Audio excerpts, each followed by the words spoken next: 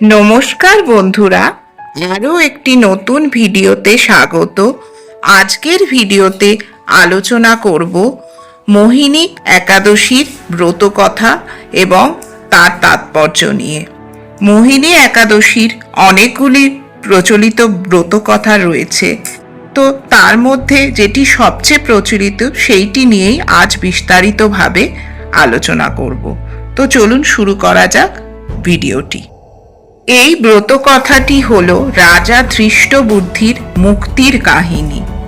সরস্বতী নদীর তীরে ভদ্রাবতী নগরে রাজা ধৃতিমান রাজত্ব করতেন। তার পঞ্চম পুত্র ধৃষ্টবুদ্ধি, যিনি ছিলেন অত্যন্ত পাপী, জুয়া খেলা, মদ্যপান ও অনাচারে জীবন কাটাতেন। বাবা তাকে রাজ্য থেকে বহিষ্কার করেন।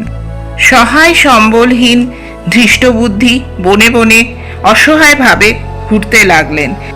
একদিন ঋষি কৌণ্ডিন্যর সাথে তার দেখা হলো।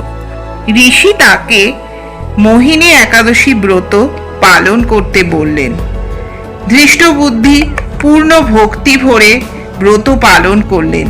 এর ফলে তার সমস্ত পাপ মুছে গেল এবং বিষ্ণুর গরুর বাহনে চড়ে তিনি বৈকুণ্ঠে গেলেন। এই কাহিনী আমাদের শেখায়, যত বড় পাপই হোক না কেন, সত্যিকারের অনুশোচনা ও ভক্তি সহ ব্রত পালনে মুক্তি সম্ভব। ভগবান বিষ্ণু ও মাতা লক্ষ্মীর আশীর্বাদ ও কৃপায় আপনারা সবাই খুব ভালো থাকুন। আজকের ভিডিওটি এখানেই শেষ করলাম। সঙ্গে থাকার জন্য অসংখ্য ধন্যবাদ। নমো বিষ্ণু, নমো বিষ্ণু, নমো বিষ্ণু।